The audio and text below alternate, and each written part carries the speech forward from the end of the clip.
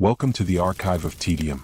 Before we open today's record, I invite you to settle into your surroundings. Adjust your pillows. Ensure your environment is dim, and let the weight of your body sink into where you rest. There is no rush here. There is no excitement to be found in these archives. Tonight, we examine a subject of profound stillness, the historical development of road paving in the British Isles. We will not be discussing grand battles or heroic figures. Instead, we will focus our attention on the quiet, repetitive physics of stone, the slow accumulation of gravel, and the long, muddy centuries of technical stagnation. The records are dense. The details are granular. As I recount the specifications of Roman layering and the exact weight of macadam's limestone, allow my voice to become a distant, monotonous hum. You do not need to remember these facts. You only need to listen as they unfold, layer by layer, until the world outside fades away. Let us begin at the very bottom. Let us begin with the earth and the first stone laid upon it. Before any road could be built, before any stone could be selected, before any trench could be dug, there was only ground. The ground of the British Isles was not uniform. It was not consistent. It was not cooperative. To understand the long and uneventful history of road construction, one must first understand the surface upon which all of this labor would eventually fail, erode, sink, and be rebuilt again. Much of southern Britain was composed of heavy clay soils. These clays were dense. They retained water. They resisted drainage. When dry, they became hard and brittle. When wet, they softened, expanded, and slowly flowed. In contrast, regions such as East Anglia were dominated by silt and fine sands deposited by retreating glaciers. These soils were lighter, easier to cut, and equally unreliable once saturated with rain. The western regions, particularly Wales and parts of northern England, were dominated by shallow, rocky soils. Beneath a thin layer of grass and peat lay fractured stone, uneven and sharp, resisting any attempt at uniform excavation. Rainfall was constant, predictable, unavoidable. The British climate ensured that no exposed soil remained dry for long. Water moved slowly downward through the earth, collecting in pockets, saturating clay layers, and destabilizing anything placed upon them.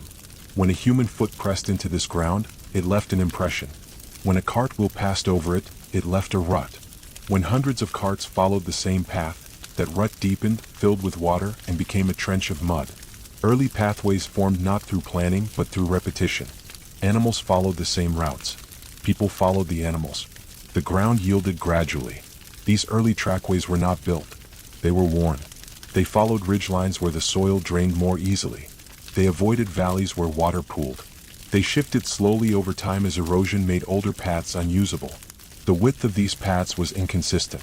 Some narrowed to a single person walking carefully.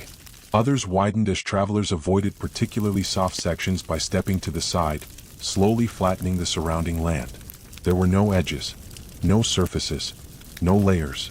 Only soil, compacted unevenly by time, weight, and rain. In winter, the surface froze. In spring, it thawed and collapsed. In summer, it dried, cracked, and hardened. In autumn, it softened again. This cycle repeated itself year after year, century after century, with no intervention and no improvement. Any attempt to place stone directly onto this ground without preparation resulted in failure. The stones sank.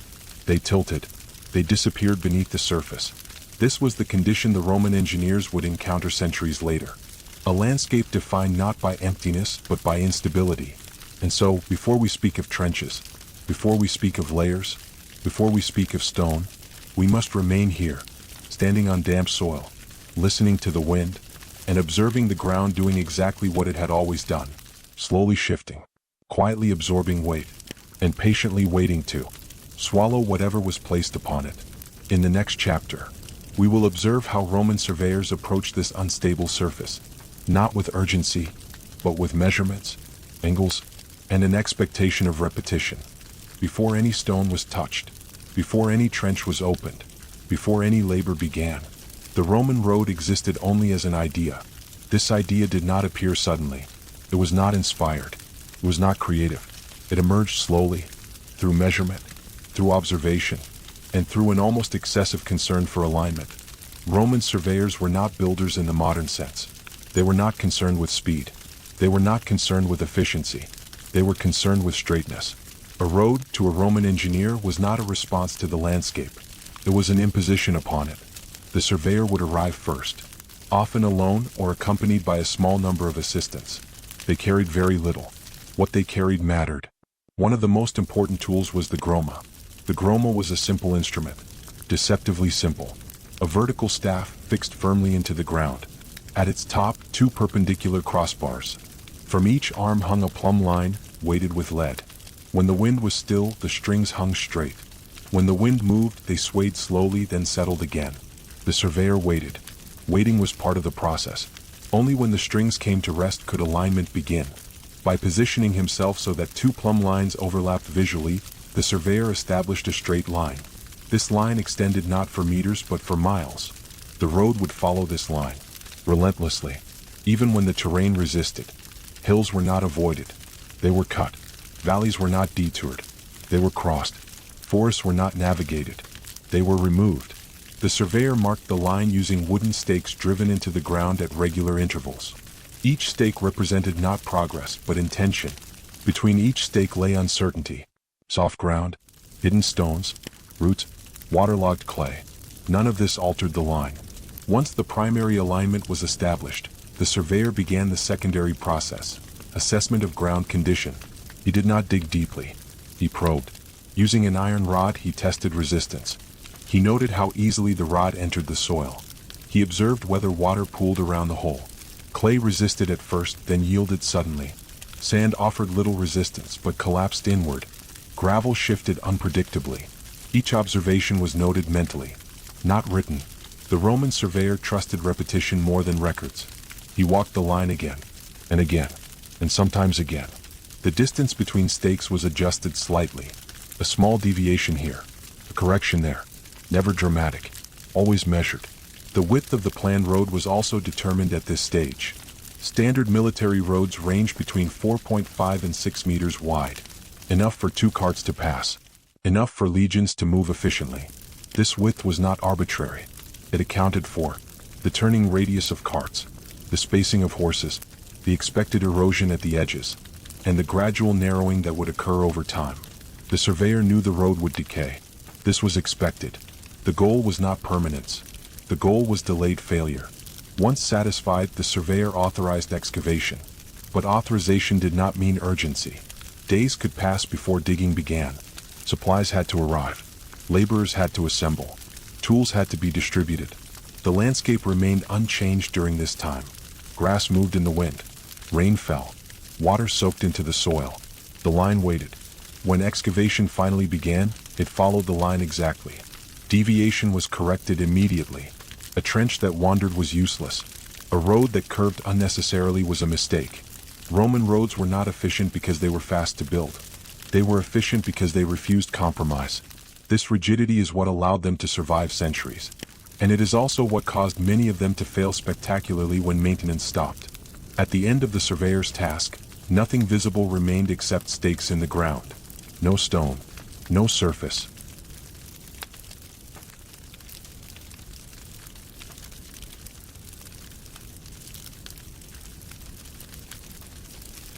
No road, only intention, measured carefully, and left behind.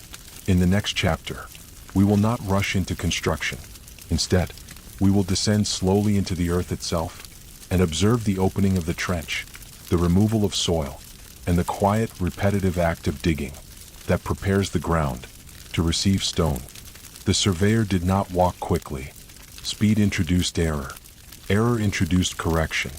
Correction wasted time. Instead, he moved at a pace dictated by the ground beneath his feet. Each step compressed the soil slightly. Each compression revealed something about the earth. Soft ground yielded silently. Firm ground resisted, then released. This information was absorbed without comment. The Roman surveyor was trained to observe patterns that repeated. A single soft patch meant nothing. A series of soft patches indicated water retention beneath the surface. He would pause, stand still, allow the ground to settle again after his weight was removed. In some areas, water would slowly rise into the footprint he left behind. Not immediately, gradually. This delay mattered. Delayed water meant trapped moisture. Trapped moisture meant clay. Clay meant future movement. Movement was the enemy. The line of the road did not change because of this. but the method of preparation would. The surveyor marked these areas mentally, not by symbols, not by writing, by repetition. He walked the same stretch multiple times. Morning, midday, late afternoon. The ground behaved differently each time. Morning soil was firmer. Night moisture still rested near the surface. By midday, the upper layer softened. By late afternoon, heat had driven some moisture downward, but not evenly. These observations accumulated slowly. The groma was repositioned repeatedly, never hurried. Each placement required patience. The plumb lines rarely hung perfectly still. Wind was constant. Movement was expected. The surveyor waited for the average position, not the extreme, not the momentary stillness. The average. This choice reflected Roman engineering philosophy. They did not build for perfection. They built for tolerance. Small errors were acceptable. Systemic deviation was not. Once alignment was confirmed again and again, assistance drove stakes deeper. The sound was dull. Wood entering soil produces no sharp echo. Each stake was struck until resistance increased, then struck once more. The spacing between stakes was consistent, not because it had to be, but because consistency simplified labor later. Laborers would dig between these points. Uniform distances reduced confusion. Confusion slowed work. The width of the road was now measured physically. A rope was stretched across the ground. Knots tied at fixed intervals. These knots represented edges. Edges that did not yet exist. Roman roads were defined long before they were visible. The surveyor considered the slope of the land. Water always moves downward. The road would either guide it or fight it. Fighting water was inefficient. Guiding it required foresight. The crown of the road was planned at this stage. A subtle rise at the center, barely noticeable to the eye, critical to drainage. This rise would be achieved later through layers, but its existence was decided now. Even a difference of a few degrees mattered. Too flat and water pooled. Too steep and cart slid. The surveyor visualized this without drawing. He had seen it fail elsewhere. He had seen it succeed. Experience replaced documentation. When the surveyor finally stepped away, the landscape looked unchanged. Grass bent where stakes stood. Soil bore faint impressions of footsteps. Nothing suggested permanence, but everything had been decided. The road existed now, in measurements, in angles, in tolerances, not in stone. The act of deciding took longer than the act of building. This imbalance was intentional. Once digging began, there would be no discussion, no reconsideration, no adjustment beyond necessity. This rigidity slowed nothing. It prevented future delay. Roman engineering did not rush forward. It advanced slowly, removed doubt early, and accepted monotony as a tool. This approach is difficult to admire. It lacks drama. It lacks personality, but it is exceptionally repetitive. And repetition was the foundation upon which everything else rested. The line remained. The stakes remained. The ground continued to absorb rain. And eventually, without ceremony, without announcement, the first shovels entered the soil. The digging did not begin with force. It began with positioning. The first laborers stood at the edge of the marked line, holding wooden-handled shovels with iron blades that were already worn thin from previous work. The edges were not sharp. Sharp edges chipped. Dull edges lasted longer. Each man placed his foot on the top of the blade. Not suddenly. Gradually. Pressure was applied downward until the blade entered the soil. Clay resisted at first, then yielded. The sound was muted. Earth does not ring. It absorbs. The first layer removed was topsoil. Dark, organic, light compared to what lay beneath. This soil was set aside carefully, not because it would be reused immediately, but because it could not be mixed with the lower layers. Mixing layers caused instability. Instability caused movement. Movement destroyed roads. The trench widened slowly, not all at once, not evenly. One shovel, then another, then another. Each scoop of earth was lifted, rotated slightly, and deposited at the side of the trench.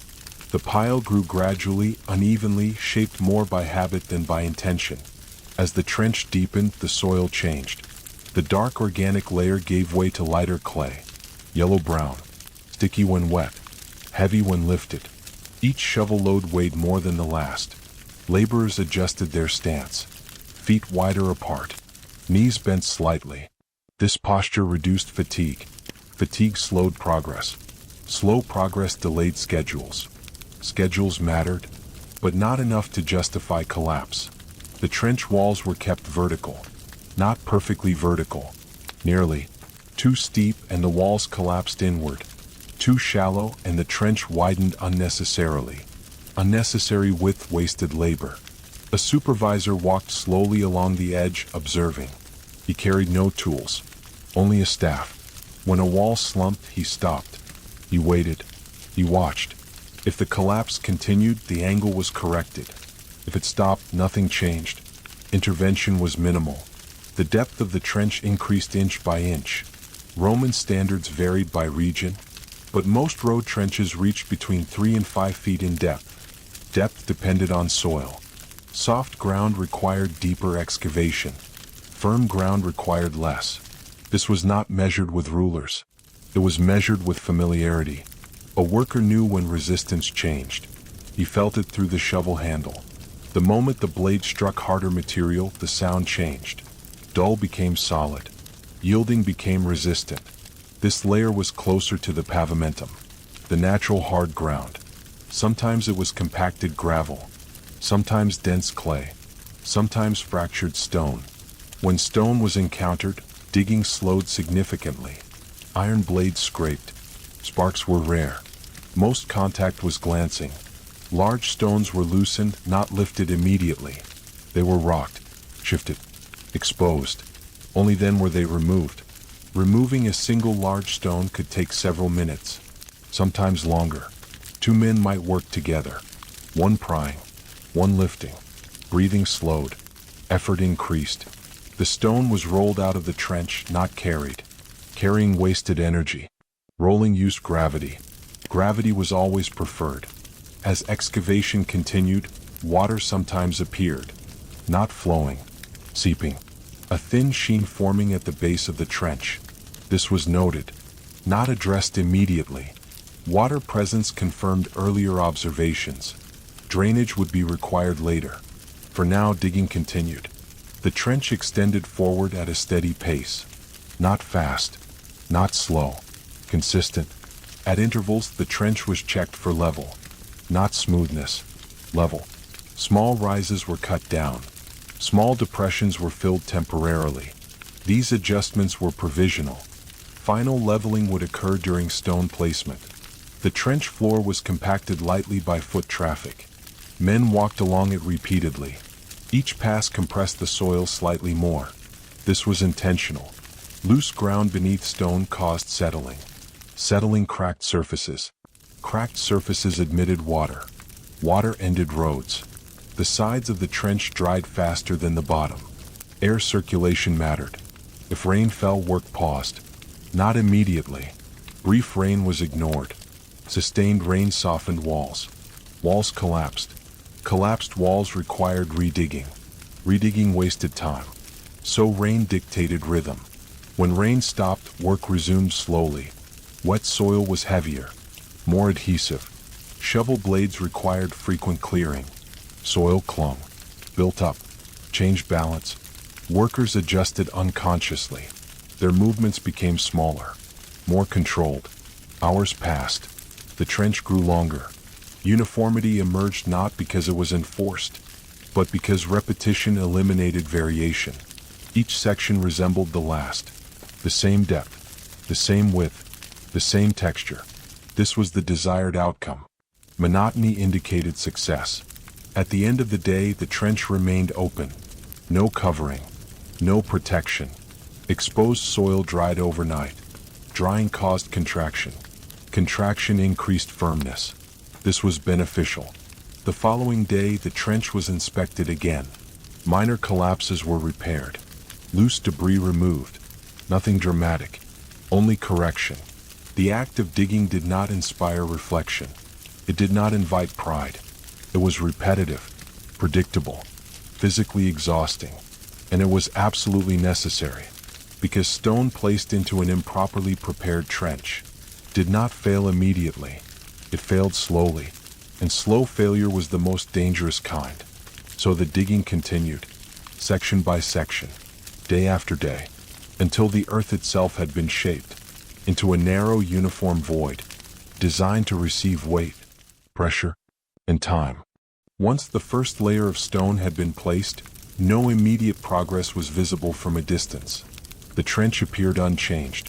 Only upon closer inspection could differences be observed. The stones did not sit evenly. This was expected. Uniformity was not required at this stage. What mattered was contact. Each stone needed to touch the earth beneath it and, where possible, touch neighboring stones. Gaps were unavoidable, but large voids were discouraged. Laborers worked slowly along the trench, adjusting individual stones one at a time. They did not aim for alignment by sight alone. Alignment was felt through resistance. When a stone rocked under pressure, it was removed and reset. Stones that rocked were unstable. Unstable stones shifted later. Later movement compromised everything above. When a stone rested without movement, even if it sat slightly tilted, it was accepted. Flatness was secondary. Stability was primary. Smaller stones were introduced next. These were not placed randomly. They were pressed into gaps between larger stones. Not forced. Simply guided into spaces that already existed. The purpose of these smaller stones was not to support weight directly, but to limit future movement. They acted as constraints, preventing larger stones from shifting under load. Each insertion changed the structure subtly. Pressure redistributed. Contact points increased. Movement diminished. The sound changed again. When laborers stepped on the stones, the noise was irregular at first. Individual stones responded differently. Some produced a hollow sound. Others remained silent. Hollow sounds indicated voids beneath. Void presence required correction. Where hollow sounds persisted, stones were removed. Additional smaller material was introduced. Fine gravel, crushed fragments, coarse sand. These materials were swept into gaps rather than poured. Pouring displaced existing stones. Sweeping integrated material gradually. After correction, walking resumed. Heel first. Full weight. Slow transfer. The sound became duller. More uniform.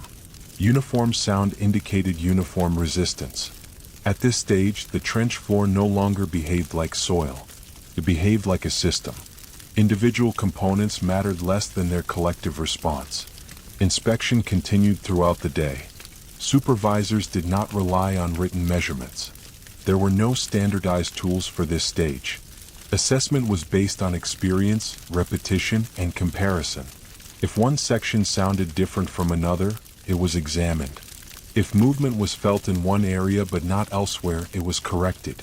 Consistency along the length of the trench was essential. An uneven foundation produced uneven settlement. Uneven settlement fractured surfaces above.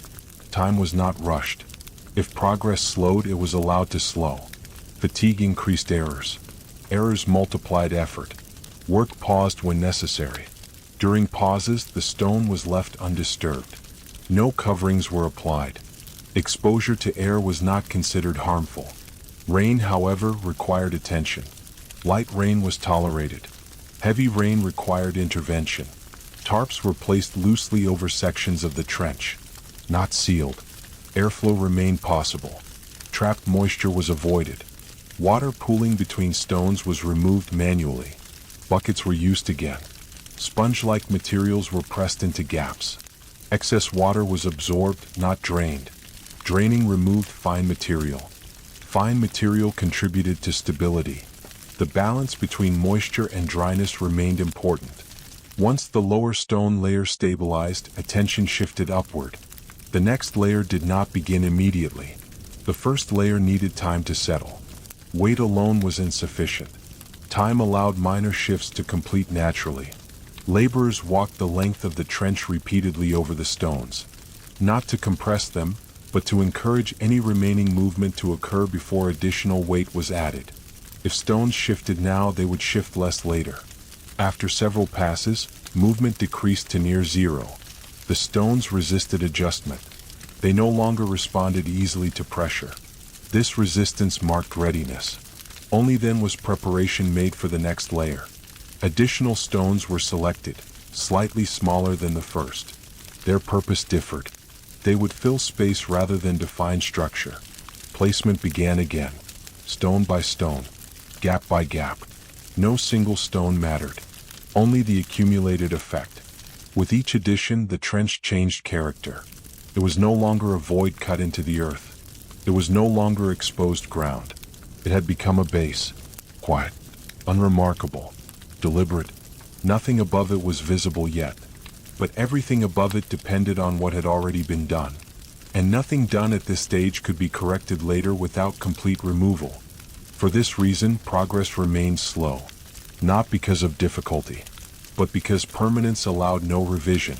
The foundation continued to grow upward, layer by layer, without urgency, without deviation, accumulating weight, accepting pressure, settling into its role, long before anything resembling a road appeared on the surface.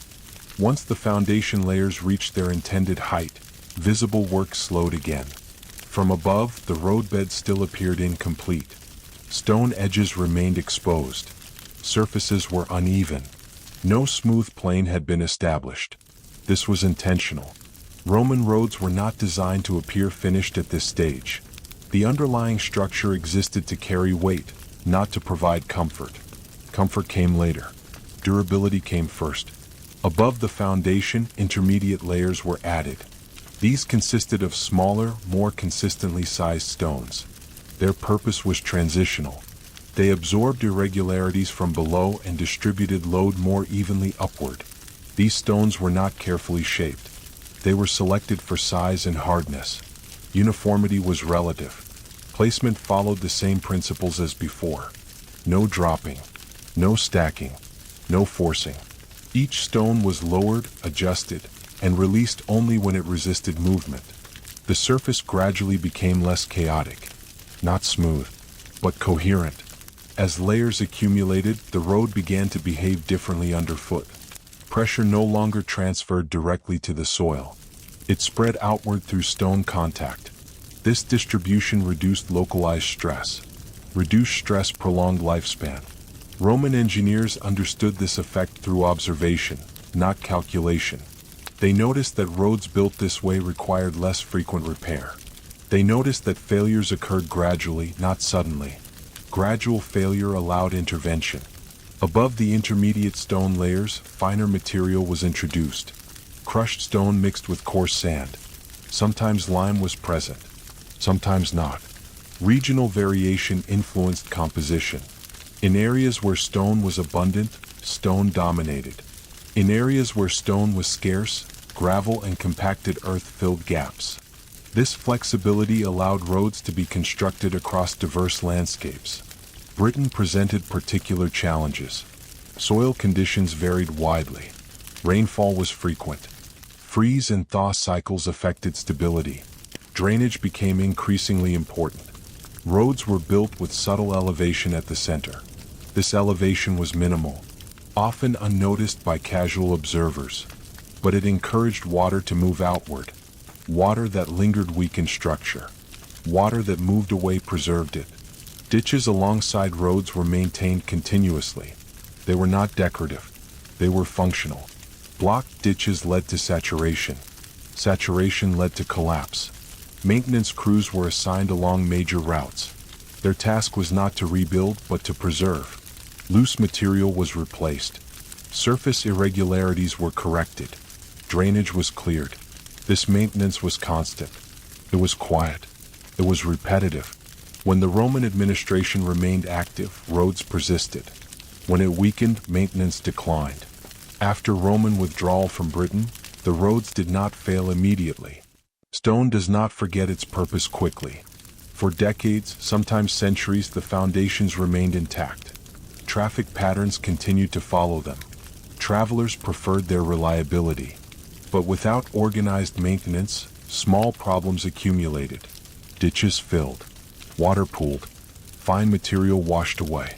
Vegetation appeared first at the edges, then within joints, then across surfaces. Roots exploited gaps. Gaps widened. Stones that had once resisted movement began to shift, not all at once, one at a time. Sections collapsed unevenly. Some roads remained passable. Others degraded into raised paths. Some disappeared beneath soil entirely. Yet the foundations persisted. Even when surfaces vanished, the compacted layers beneath remained harder than surrounding ground. This hardness influenced future movement. Medieval paths often followed Roman alignments unconsciously. Wheels favored firm ground. Feet avoided mud. Without knowing why, travelers selected routes shaped centuries earlier.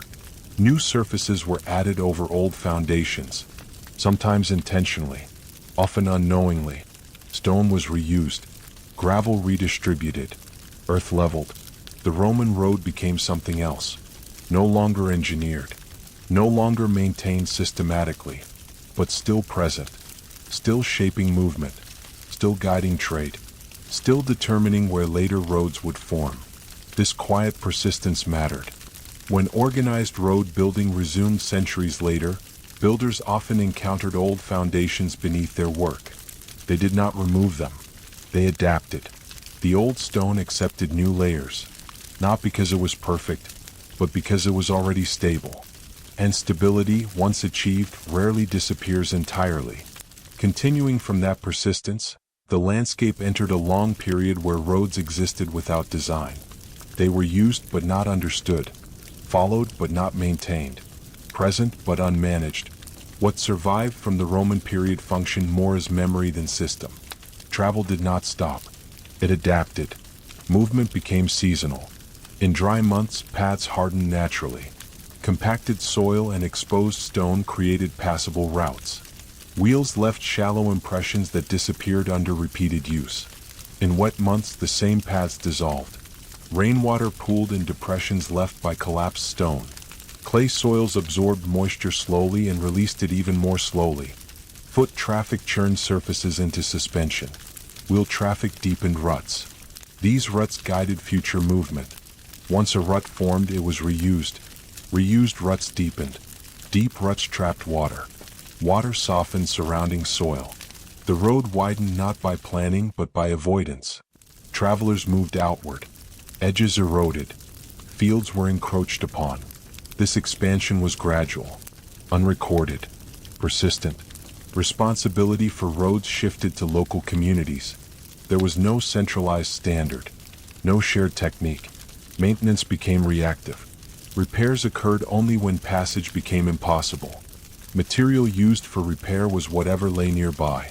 Loose earth, field stones, broken masonry, organic debris. These materials did not integrate. They filled space temporarily. Temporary solutions dominated. When weight returned, they failed. This cycle repeated annually. In England, formal obligation appeared.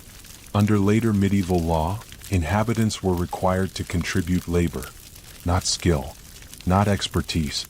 Time. Statute labor was scheduled. Attendance was expected. Results were inconsistent.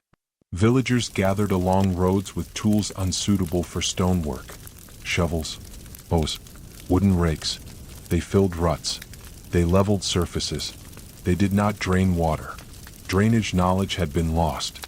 Water remained the primary adversary. Without drainage, effort dissolved.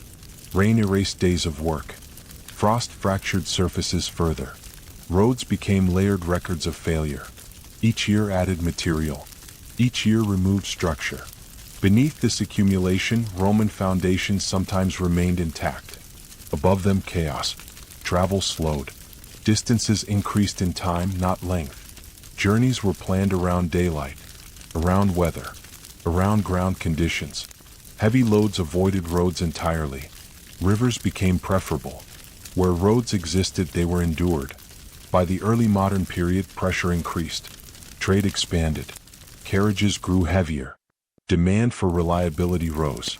Local solutions proved insufficient. This led to delegation. Turnpike trusts emerged. They were authorized to collect tolls. They were obligated to maintain roads. Maintenance became funded. Still limited, but intentional. Turnpike roads did not rebuild from scratch. They improved what existed. Surfaces were raised. Materials were added. Drainage was sometimes restored. Stone was broken smaller, spread more evenly. Yet understanding remained incomplete. Many believed weight was carried by surface stone alone. They piled material upward. Roads grew thick, not stable. Without proper layering, added stone sank. Maintenance costs increased. Failures continued, but records accumulated. Engineers observed patterns. Some stones performed better. Some shapes locked. Some arrangements endured traffic longer. These observations were slow, incremental, undramatic. They did not produce immediate solutions, but they prepared the ground. By the late 18th century, dissatisfaction was widespread. Roads were expensive, inefficient, inconsistent. Calls for reform focused not on materials alone, but on method. How stone was selected, how it was placed, how weight was distributed. This shift marked a return to fundamentals. Not Roman replication, but Roman principle. Dry foundations, controlled drainage, layered construction. Out of this environment, systematic approaches re-emerged. Not suddenly, not fully formed, but gradually, stone by stone, observation by observation, until road building ceased to be reactive and began once again to be deliberate. As deliberation returned, so did paperwork. Roads did not change first through stone, but through administration. Before any material was moved, permission was required. Before permission, justification. Before justification, documentation. In the 17th and 18th centuries, roads became objects of record. Parishes were surveyed. Boundaries were defined. Responsibility was written down. Maps grew more detailed. Not for beauty, for liability. A road was no longer simply a path. It was an obligation. Under the system of parish responsibility, disputes were common. Where one parish ended and another began was rarely obvious on the ground. Ruts did not respect boundaries. Mud ignored jurisdiction. When a road deteriorated, blame followed. Complaints were submitted. Petitions written. Hearings scheduled. Documents described conditions in careful language. Impassable in winter. Dangerous to carts. Unfit for commerce. These descriptions were repetitive, standardized, often copied from earlier petitions. Little action followed. Parishes lacked funds. Labor was already demanded elsewhere. Motivation was low. This administrative stagnation contributed to physical stagnation. Turnpike trusts altered this dynamic. They were legal entities. They had charters. They had authority. Each trust governed a specific stretch of road. Not regions. Not networks. Segments. This segmentation mattered. It allowed focus. It limited scope. Trusts could levy tolls. They could hire labor. They could purchase materials. But they also had to account for expenses. Books were kept. Receipts recorded. Minutes written. Meetings occurred regularly. Attendance was noted. Decisions summarized. Disagreements documented. Most decisions were minor. Repair schedules. Gate placement. Toll rates. Large reforms were rare. Engineers, when consulted, were not permanent staff. They were advisors. Occasional visitors. They submitted reports. These reports described surfaces, gradients, drainage issues. They recommended actions, often conservative, often cautious. Implementation depended on funds. Funds depended on traffic. Traffic depended on road quality. A loop formed. Better roads attracted traffic. Traffic generated revenue. Revenue funded maintenance. Poor roads repelled traffic. Revenue declined. Maintenance suffered. Trusts learned this slowly. Failures were instructive. Some trusts invested heavily. Others delayed. Records show patterns. Where drainage was prioritized, costs stabilized. Where stone size was controlled, surfaces lasted longer. Where material was dumped indiscriminately, repairs multiplied. Bureaucracy preserved these lessons, not as theory, as comparison, tables of expenditure, lists of repairs, intervals between failures. Engineers studied these quietly. They did not experiment openly. They adjusted incrementally. Specifications emerged. Stone size limits, layer thickness, crown height. These were not laws. They were guidelines. Guidelines repeated became standards. Standards reduced variation. Reduced variation improved predictability. Predictability pleased administrators. Predictable costs. Predictable maintenance cycles. Predictable outcomes. By the late 18th century, road building was no longer invisible. It was discussed, debated, measured, still slow, still imperfect, but no longer accidental. Paperwork preceded stone. Ink guided labor. Before a hammer struck rock, a meeting occurred. Before gravel was spread, approval was granted. Before drainage was cut, responsibility was assigned. This bureaucracy was not efficient. It was heavy, cautious, often obstructive, but it created continuity. Knowledge no longer vanished with individuals. It persisted in ledgers, in minutes, in reports. This continuity mattered. It allowed one observer's note to inform another's decision years later. It allowed failure to be recognized as pattern. Out of this environment, figures like John Loudon McAdam emerged, not as revolutionaries, as consolidators. They did not invent stone. They did not invent roads. They organized observation. They simplified rules. They insisted on consistency. But that shift belongs to another stage. For now, the road existed in two forms: as ground beneath wheels, and as text beneath ink. Both were layered. Both accumulated slowly. Both resisted sudden change. And both prepared the way for a surface that would, at last, behave as intended. Under this administrative structure, the process of improving a road followed a fixed sequence. Nothing began at the road itself. It began indoors. A problem was first acknowledged in writing, usually after repeated complaints. Merchants delayed. Carriages overturned. Livestock injured. Mail arrived late. These events were not dramatic. They were cumulative. One incident was ignored. Several became inconvenient. Many became undeniable. A parish vestry or a turnpike board convened. Meetings were held in rented rooms, taverns, or church vestries. Attendance was limited.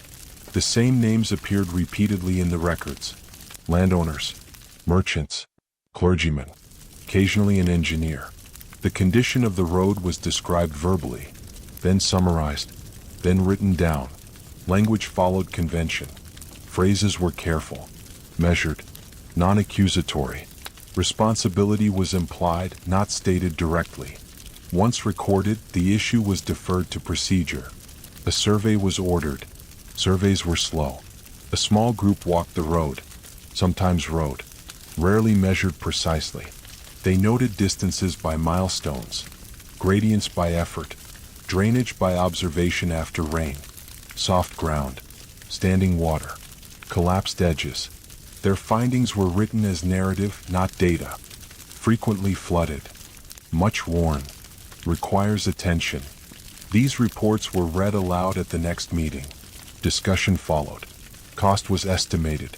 Estimation relied on memory, on comparison, on previous repairs. How much did the north section cost last year? How long did it last? What materials were used? Answers were approximate. Exactitude was not expected. Consistency was. Once a rough figure was accepted, funding was addressed. If parish funded, rates were adjusted. If trust funded, toll projections were reviewed. Raising money was easier on paper than in practice. Increased tolls discouraged traffic. Reduced traffic reduced revenue. This tension shaped decisions. Improvements were often minimized. Enough to restore passability, not enough to rebuild. Once funding was approved, labor was arranged. In earlier systems, labor was compulsory. Later it was paid. Paid labor altered outcomes. Workers stayed longer, returned regularly, learned through repetition. Yet specialization remained limited. A laborer broke stone one day, dug ditches the next, leveled surface the third. Tools were simple: hammers, shovels, rakes. Instructions were verbal. Supervision mattered. Where overseers were attentive, results improved. Where they were absent, work drifted. Stone size varied. Placement became careless. Drainage was neglected. Reports followed. Success or failure was noted months later, sometimes years. If a section held, it was mentioned briefly. If it failed, it generated another cycle. Complaint, survey, meeting, estimate, approval, labor.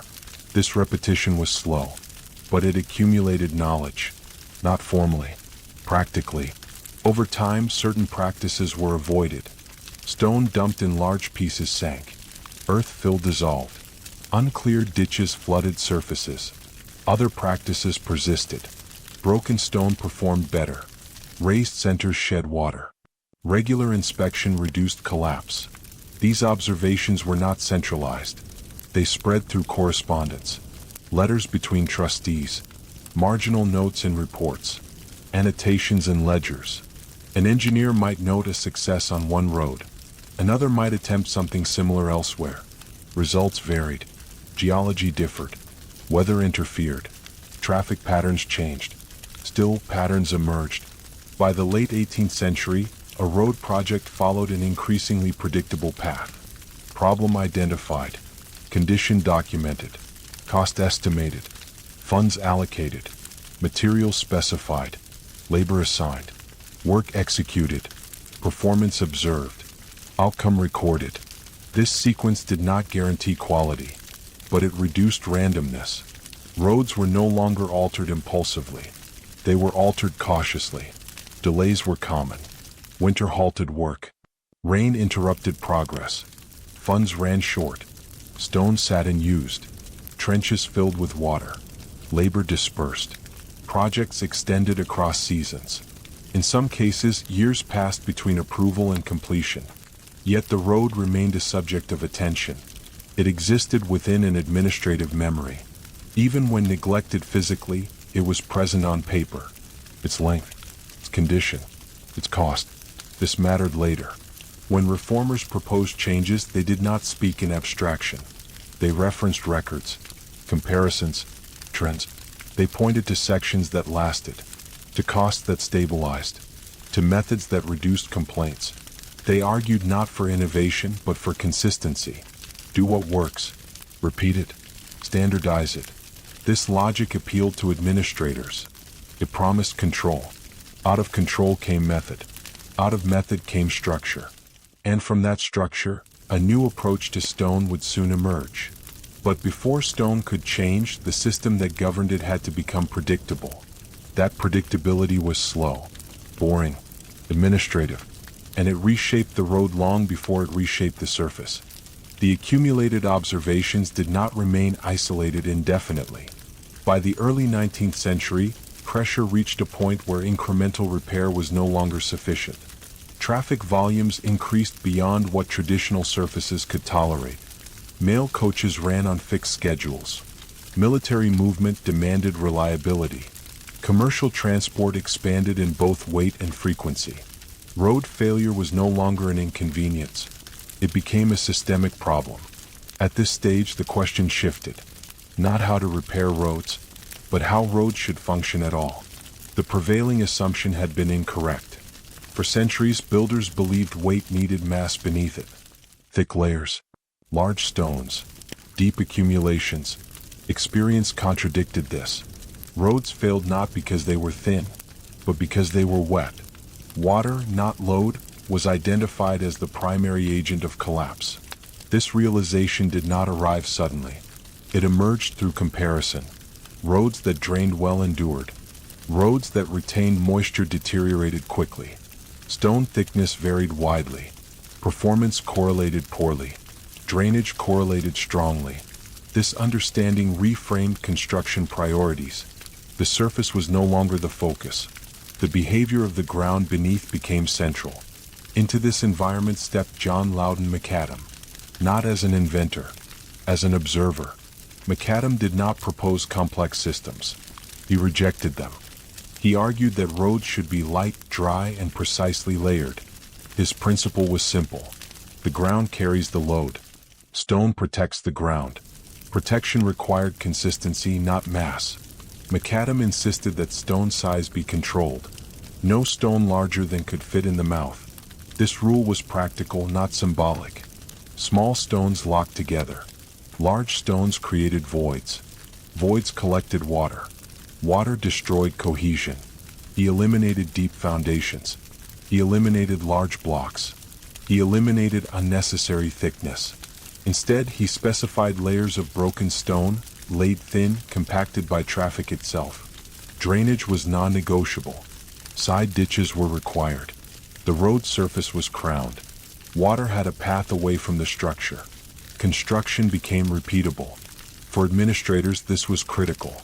McAdam's method reduced cost, reduced material, reduced labor.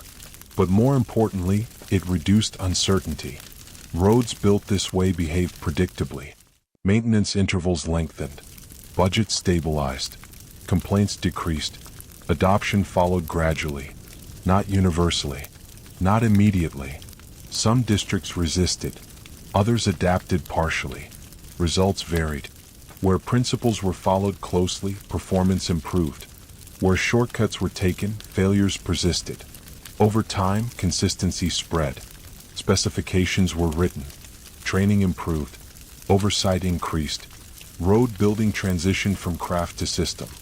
By the mid-19th century, macadamized roads formed networks. Not isolated stretches.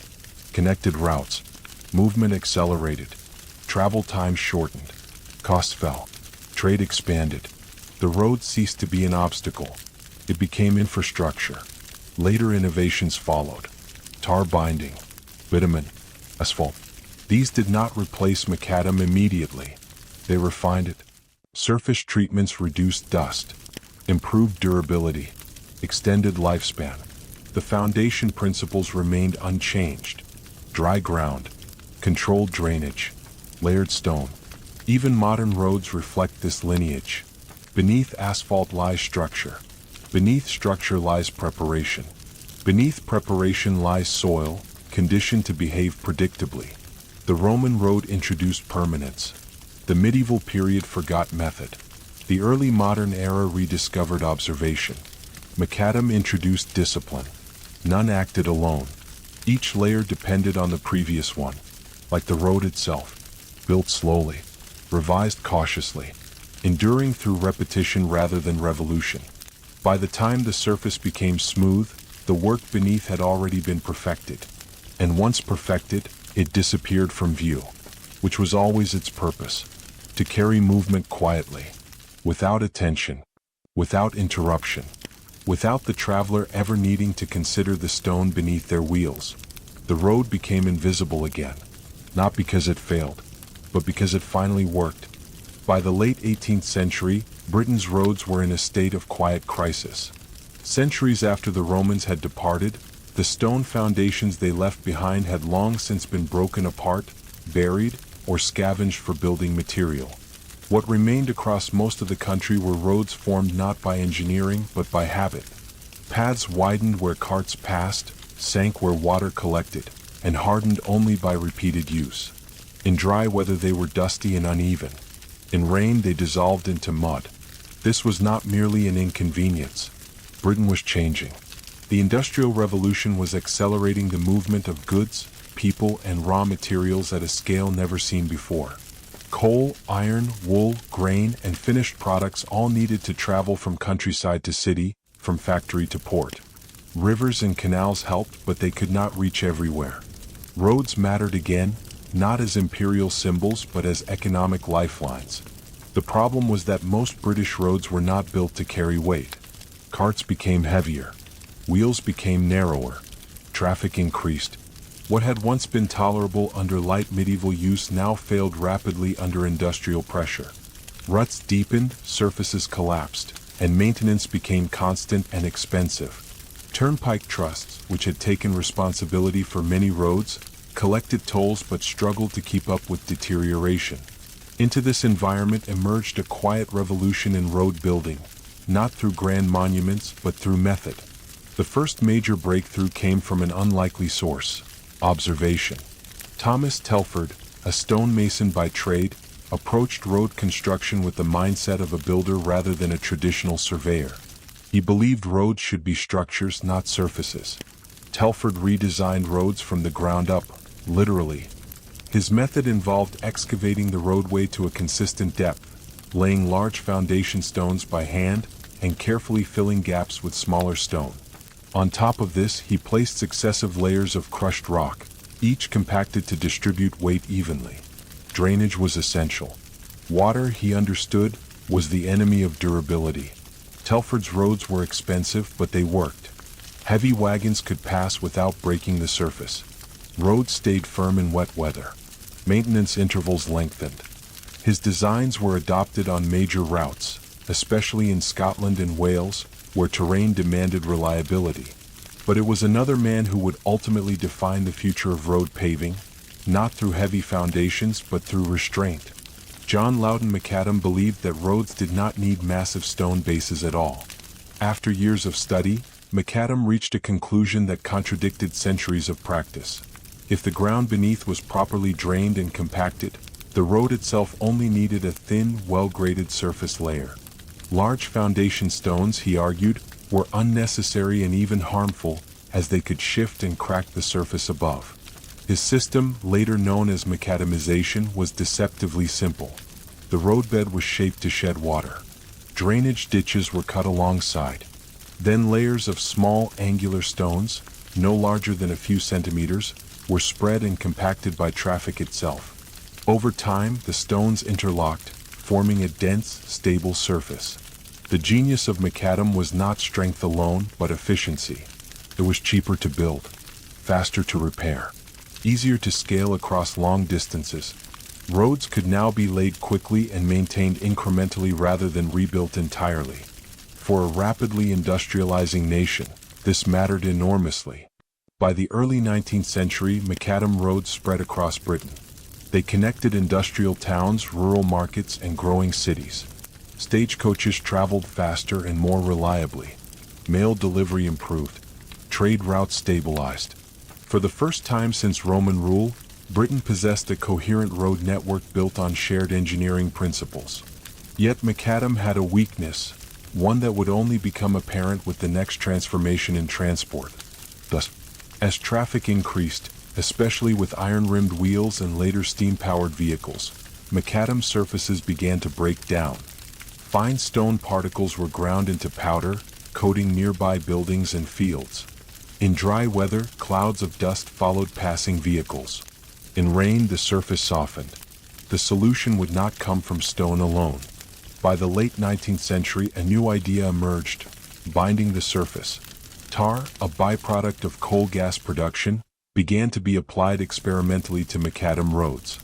When sprayed or mixed with stone, it reduced dust and improved water resistance. This early tarmac was crude by modern standards, but effective enough to spread rapidly. The arrival of motor vehicles accelerated this transition. Cars demanded smoother surfaces, higher speeds, and greater durability. Road paving evolved quickly in response.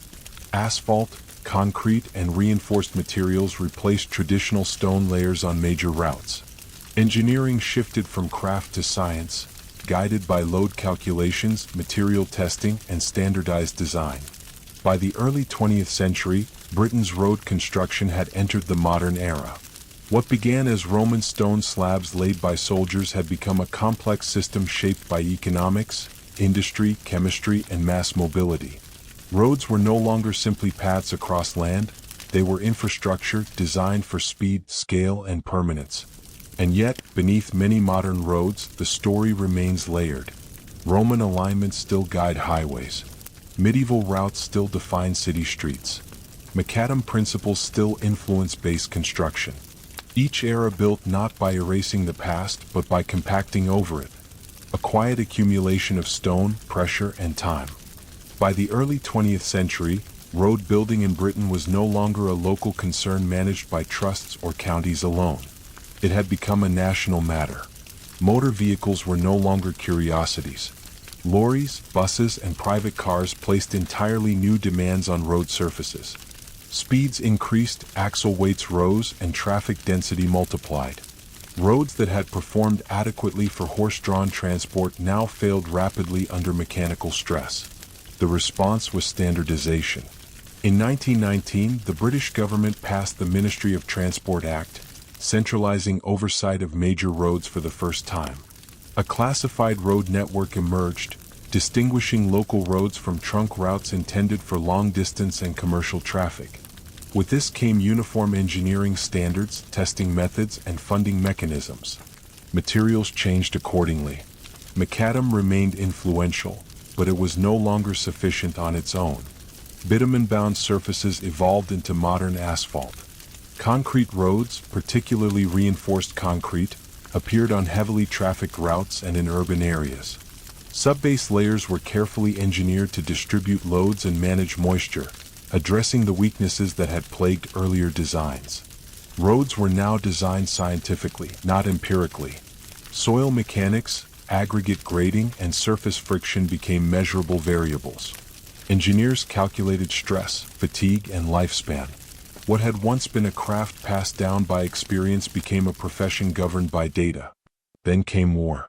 During both world wars, Britain's roads took on strategic importance.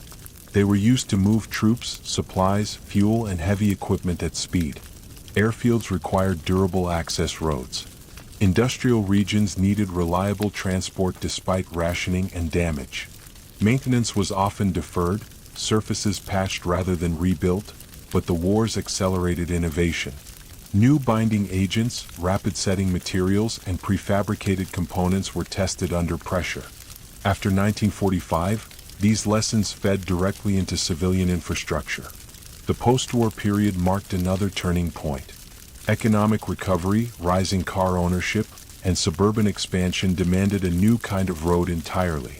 Narrow historic routes could not handle modern volumes. Britain began constructing bypasses, dual carriageways, and eventually motorways, roads designed solely for high-speed motor traffic. The first motorway, the Preston Bypass, opened in 1958. Its design reflected everything road building had become: controlled access, layered pavement systems, precise curvature, and long-term durability planning. Concrete and asphalt were used strategically, drainage was engineered at scale, and maintenance schedules were planned decades in advance. This was no longer about connecting villages. It was about sustaining a national economy. By the late 20th century, British road paving had reached a mature state. Innovations became incremental rather than revolutionary. Quieter surfaces, improved skid resistance, recycled materials, and better environmental integration. Roman stone was no longer visible, but its legacy remained embedded in alignment, logic, and persistence. Interestingly, Britain's influence extended far beyond its borders. Macadam principles spread globally. British engineers worked across the empire and beyond, exporting road-building methods adapted to local climates and materials. Even today, the basic idea that a road is a layered system, foundation, base, surface, traces directly back to the evolution that occurred on British soil. Modern roads may appear mundane, even boring. They are expected to function quietly, invisibly, without ceremony. Yet beneath every smooth surface lies centuries of trial, failure, adaptation, and refinement. From Roman legions laying stone for conquest, to industrial engineers shaping gravel for commerce, to modern planners designing for millions of daily journeys, British road paving reflects the slow intelligence of infrastructure. It is not dramatic history. It is patient history. And like the roads themselves, it continues forward, not in sudden leaps, but in steady layers pressed flat by time. British road paving evolved slowly, shaped more by necessity than design. Roman roads introduced structure, stone foundations, drainage, and long-term durability. When Roman administration collapsed, the roads remained, but the knowledge did not. For centuries, paths were used without being understood. Maintenance was local, reactive, and temporary. Roads widened through avoidance, not planning. Water remained the primary enemy. Medieval systems relied on compulsory labor rather than expertise. Repairs filled ruts but ignored drainage. Each year added material without structure, burying order beneath improvisation. As trade expanded, pressure mounted. Turnpike trusts introduced tolls, funding, and accountability. Roads became managed segments rather than forgotten paths. Records were kept. Failures were noted. Patterns slowly emerged. Administration preceded engineering. Paperwork came before stone. Standards formed through repetition, not theory. Observation accumulated quietly. Out of this environment came systematic methods. Not sudden inventions, but refined principles. Controlled stone size, layered construction, dry foundations. Industrialization and motor traffic demanded more. Centralized oversight followed. Asphalt, concrete, and scientific design replaced guesswork. Roads became engineered systems. Modern British roads appear ordinary because they succeed. They carry centuries of accumulated correction, layer by layer, pressed flat by time. By the time modern roads emerged, nothing dramatic remained to be solved. There was no single breakthrough, no moment of sudden clarity, only accumulation. Stone placed more carefully. Water guided more deliberately. Records kept a little longer. Mistakes repeated a little less. What began as Roman discipline faded into habit, then returned as method. Not because history demanded it, but because movement required it. Roads learned slowly. They learned that weight spreads, that water destroys, that consistency matters more than strength, that maintenance prevents collapse better than repair. Each generation added a thin layer, sometimes of stone, sometimes of knowledge, sometimes only of patience. Modern paving did not replace the past. It rests on it. Beneath asphalt lie principles older than engines. Beneath concrete lie decisions made without mathematics. Beneath paint and signage lie paths chosen long before choice was recorded. The road appears finished. It is not. It is only paused, waiting for traffic, waiting for weather, waiting for time. And as long as movement continues, the road will continue becoming. Quietly, gradually, without notice.